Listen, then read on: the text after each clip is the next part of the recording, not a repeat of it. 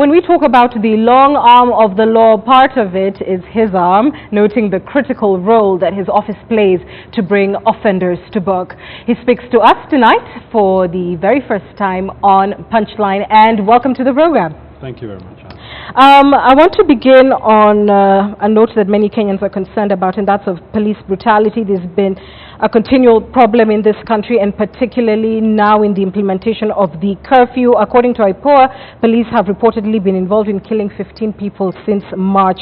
Kenyans are demanding justice. What is your office doing about it? We are dispensing justice, Anne. And I think I've talked quite a bit about this. It was only on Friday when you had a multi-sectoral engagement with the civil society. The Cabinet Secretary was there, of Interior, the Inspector General of Police, the Honorable Attorney General, and IPOA, and even Internal Affairs Unit from the police. I think a lot of people think that there's nothing much being done, but there's a lot being done. We have over 86 cases in court, and we're prosecuting them against police officers. We have almost another 80 or 90 files that have been forwarded. And during the COVID period, we've received over 40 files, and we are re-looking into them, and soon we're going to either give consent or appropriate directions. All right. Whilst each officer, of course, has individual responsibility, they do follow their training and their orders. Is it time to hold to account those who are responsible for producing such a police service? And I mean specifically command and control. The issue of command and control, okay, it's an international concept. It's not there within our legislation, but it's something that we're looking at, and we're probably going to suggest to Parliament to consider enacting it, because we, as Kenya, we are signatories to a number of conventions.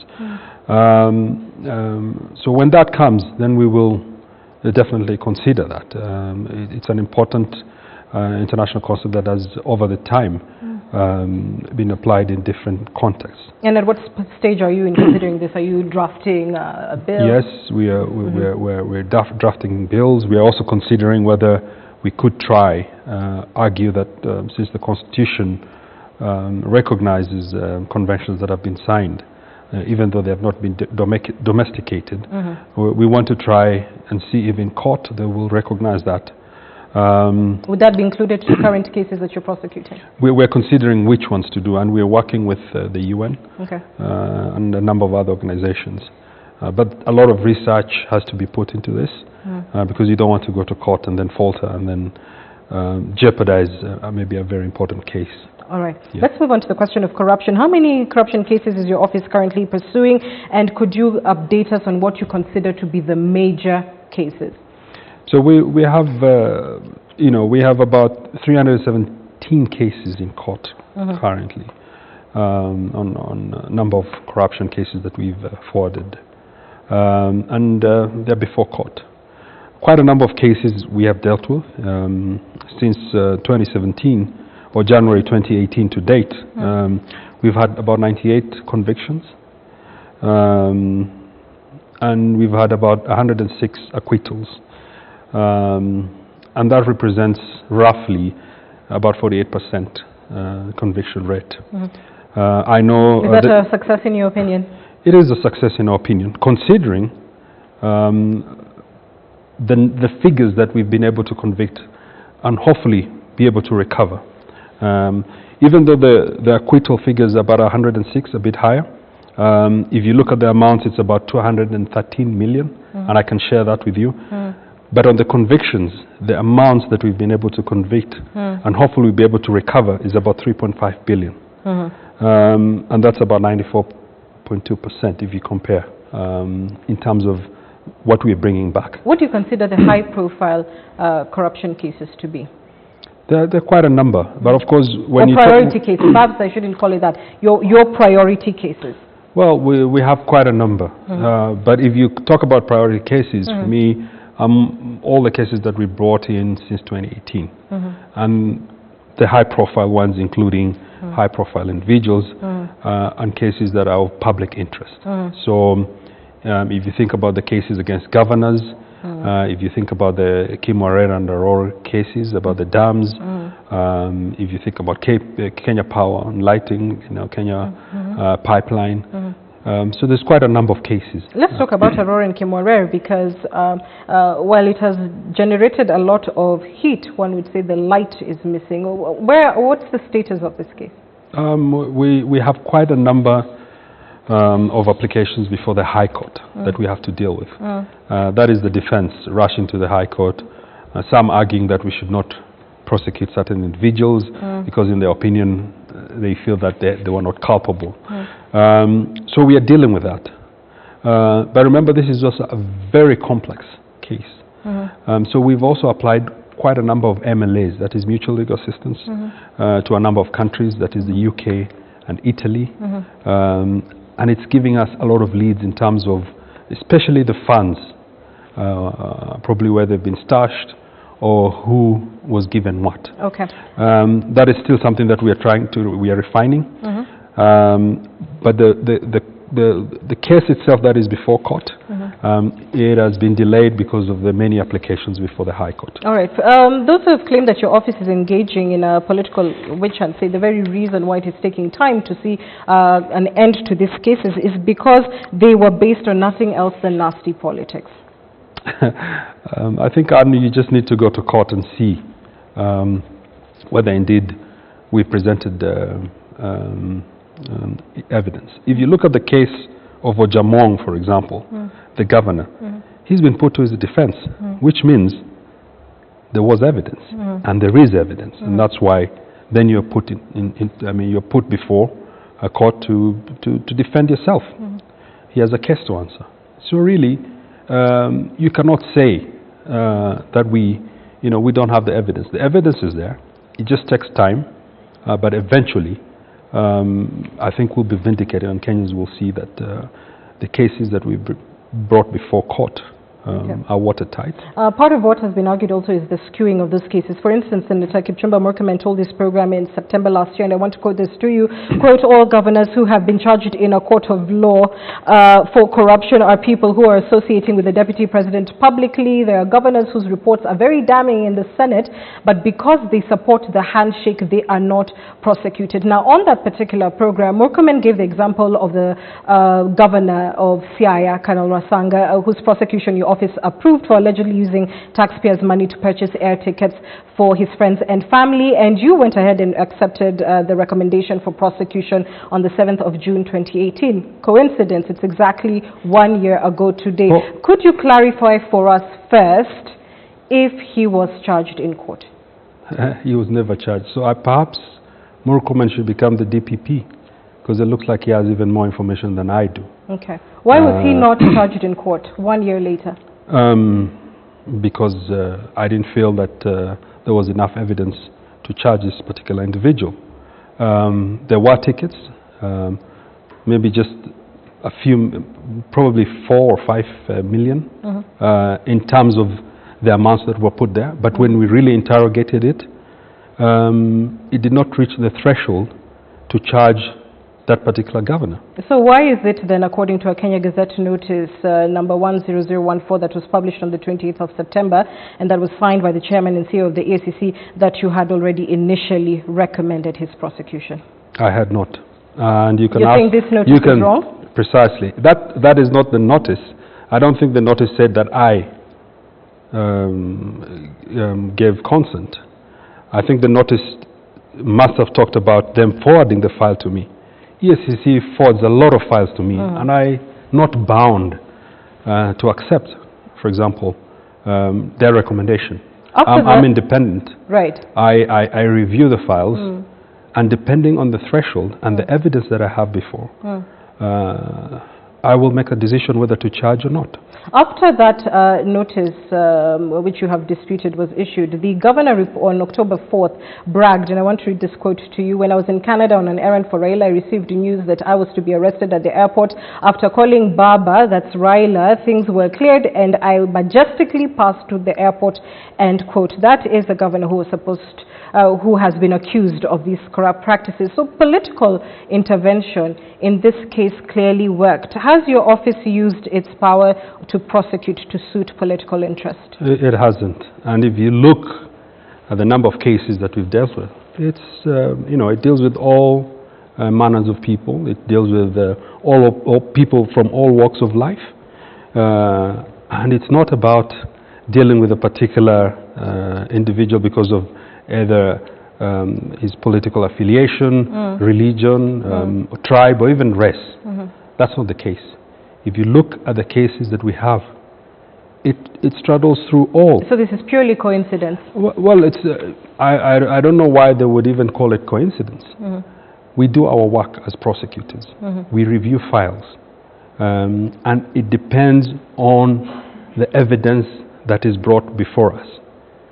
Here's another case for you, that of the governor of Nairobi, who was arrested with all manner of drama and dragged to court. Soon after, he posts a picture of BBI, his Sonko rescue team vehicles have been converted to BBI, if you like, rescue buses. And thereafter, we don't hear about the case anymore. No, the case is in court. It's because probably the media has not decided to pick on it. But it's before court. We proceeded very well. I don't want to discuss the merits or the demerits of the cases. Of course. Politics aside, I am not political. I don't care what they do outside there. Do you feel the pressure though? Of course, there is pressure on everybody. It's just not me, on investigators, on prosecutors, and also the judiciary to deliver. On this particular one about Nairobi County, I made it very clear that he needs to stand aside. We've done our best to ensure that happens. They've gone to court.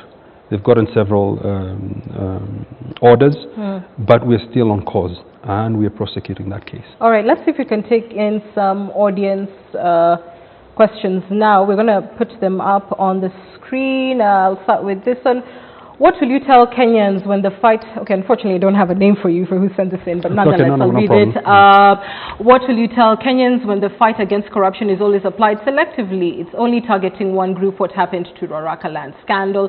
T worth 4 million in the health sector. Okay, I'm not too sure about the last part, but we can certainly talk about Roraka. Well, when you talk about selectively, I'm just wondering, maybe they really need to be a bit more specific about that. There's nothing about selective with the cases that we've brought in. If individuals, because of being charged, either jump from one political position to the other, that is none of my business. What matters to me is the file that is brought to me. What people also need to take note of, I don't decide which cases have to be investigated. That's up to the investigators. And once they pick that, whatever file comes to me, I deal with it in good faith and clean hands. Are you concerned, though, about public confidence? Because you are the director of public prosecution. So when there is all this, politicking around the work that you do, does it lower the standing, the integrity of the office, and the ability for your prosecutors also to deliver? Because of what? Because of the public furore or brouhaha over the matters. I think as ODPP, we've been very, very transparent, and we've put whatever we dealt with up, open, and forth to the public to make the decision. And I think we are the first office in government that has consistently made sure that our decisions are out there for the public to look at and decide. Since I came to office, I've issued statements to explain why we've arrived at a certain decision. All right. This question has been sent in anonymously. I just want to read it out to you, and bear with me, it's a little long, but it says, there is compromise. It's about Homa Bay County, I should say that. There is compromise and orchestrated incompetence in Homa Bay County. EACC field officers in Western Kenya complain over cartel at EACC that's frustrating the investigation. Cartels and residents have frustrated the EACC chairman, Wabukala's intervention to expedite the cases, and then he gives the references of ODPP /CAM/016/5/498 and 2 others. One of these cases including the Kenya National Commission on Human Rights, and says that all this is well known to the Directorate of Public Prosecutions and the Kenya National Commission of Human Rights about a multi-million shilling scam in 2015. Meanwhile, taxpayers are suffering poor public services, end quote. Are you aware of these cases? You see, the problem, sometimes people don't understand. If a particular matter is being investigated, it is not a case.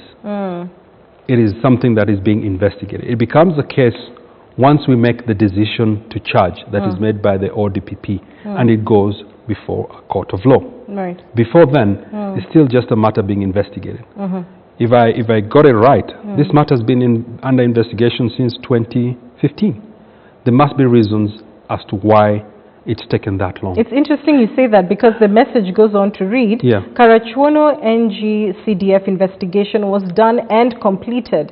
The missing link is prosecution. There are many other reports from Homa Bay County investigations. Many complaints have been submitted to your office, signed affidavits that he has received complaints, complaints and investigations are two different things. And this is how it starts. You can make a complaint. If a complaint comes to me, I don't have the powers to investigate. So I will forward it to the various investigative bodies, whether it's EACC or the DCI. Then they will investigate. It's after investigations and forwarding the file, then we will make the decision to charge. But we have quite a number of cases on Homa Bay that are before court. And if others have not come, I'm sure there's an explanation as to why. From the investigating bodies. Okay. Let's talk about the courts and prosecutions. In January, President Kenyatta declared, quote, "As we soldier on in this fight, I seek the indulgence of the judiciary. Now the judiciary, I beg your pardon, should give us convictions as an indication that we are winning this war." And often the executive has blamed the judiciary, calling them the weak link in as far as the war of corruption. Is that the view of your office? Well, I think... you know, we're all possible weak links all through, so from investigators to prosecutors to the judiciary itself. And it all depends, you know, on the case that you present, how you present in court. But what we're saying is, you know, corruption is ubiquitous in Kenya. It's systemic. And it's all over, whether with the investigators or the prosecutors or the judiciary. And we are trying as much as possible to guard against that. Who should Kenyans hold accountable for the lack of high-profile convictions? Is it the investigator? Is it the prosecutor? Is it the judiciary? It depends from case to case. There are certain instances when it will be the judiciary. There are certain instances when it will be the prosecutors and the investigators. So it varies from case to case. Would you agree then with the statement of the then President of the Court of Appeal and now the current Attorney General, retired Justice Paul Kihara, in 2016, when he said that the problem with the cases presented in court is, quote, "they are weak and investigations in many cases are appalling"? You need to ask him that. He's currently the chair of the MAT. Probably need to have him in this program. I'm asking whether you agree with that statement that he made. I don't agree with that statement. As I said, it varies from one case to the other, and you can't really, you know, you can't really just pick on a certain institution. It's really about how it is packaged and how it is understood and appreciated. But of course, we also have to appreciate, as Kenya, we have a problem, and the problem is corruption. And corruption is all through, you know, the whole system. But some have opined that the weak link is actually the lack of coordination between your office and that of those who investigate. So no coordination between investigating and prosecuting agencies because of supremacy wars, which played out when in March your officers and those of the DCI clashed at the Milimani court on the status of investigations regarding the KPA managing director. Why would such differences play out in public? And there was no difference. The Constitution is very clear. Section 157, and also Article 245, I think, of the police. It's very clear. Each person's mandate is very well articulated and put there. So here he is presented in court. Of course. And then you know, and clearly two different positions are taken between DCI and DPP. Eventually the file is recalled. Do you, for example, expect that we will take the same position all the time. I imagine you're no, playing the for Constitution. the same team, are you? No, the way the Constitution has been framed, it doesn't expect that. There will be times when we will differ in opinion and also in the decision that we make. As far as we were concerned, that particular case was not ready to go to court, and we made it very clear.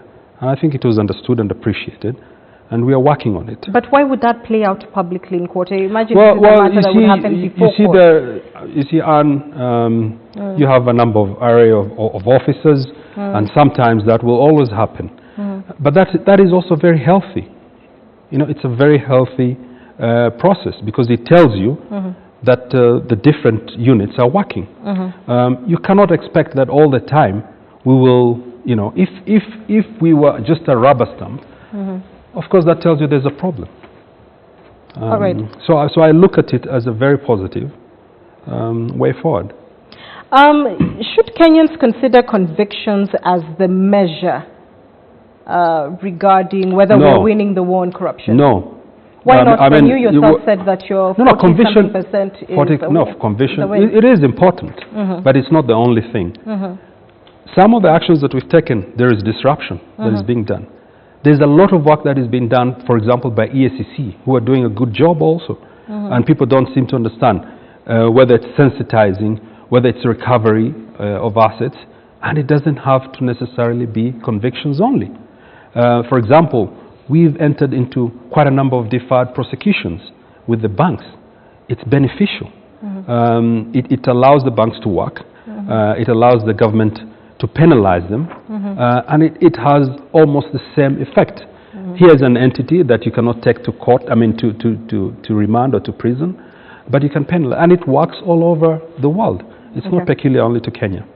Very quickly, because I'm told we're running out of time. In measurable terms, how big a problem then is corruption in Kenya? Does your office have clarity in terms of how much we lose annually, or how do you quantify it? So for example, we have almost the 544 cases that we have, or for example, the 317 cases pending in court, they total to about 224 billion shillings. So you can imagine. And this is just a fraction, because I'm sure Kenyans will still complain, you've not charged so-and-so, you've not investigated this or that. It's a big problem. And I ask this because, for instance, you remember, of course, in 2016, EACC saying that nearly a third of Kenya's budget is lost to corruption. So without this sort of big picture of how much is being lost, how do you know if you're employing the right strategy to win?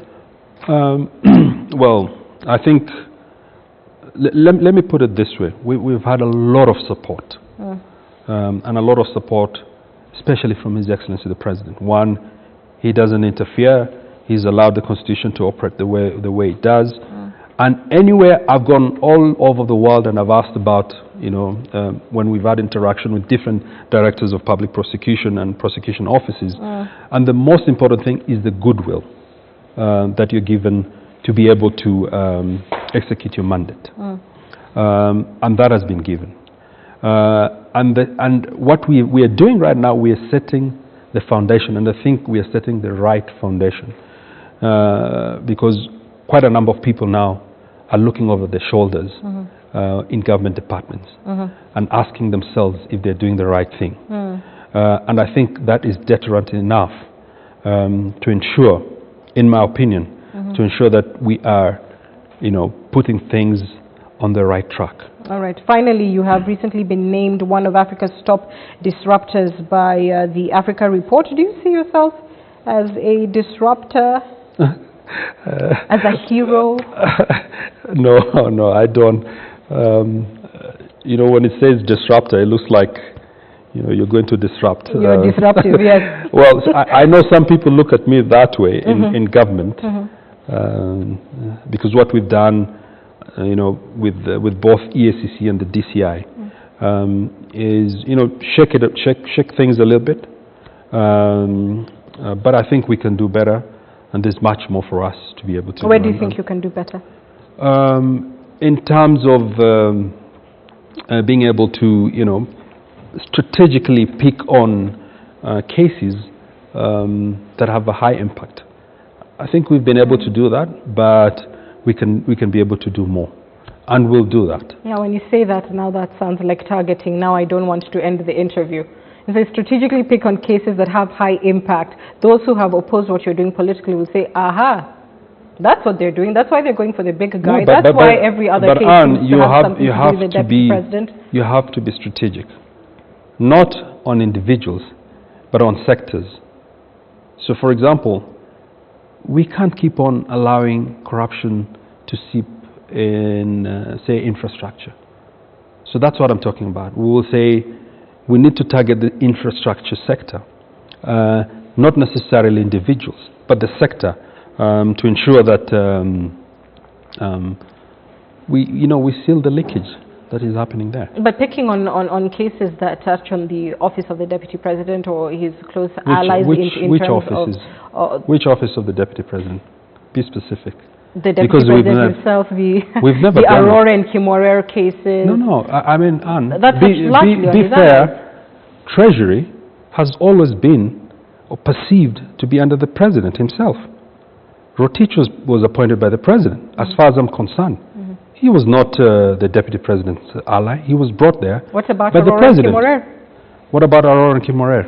Arror and kimwarer was the national project. It's not about the deputy president. It's about a national project that was applied wrongly.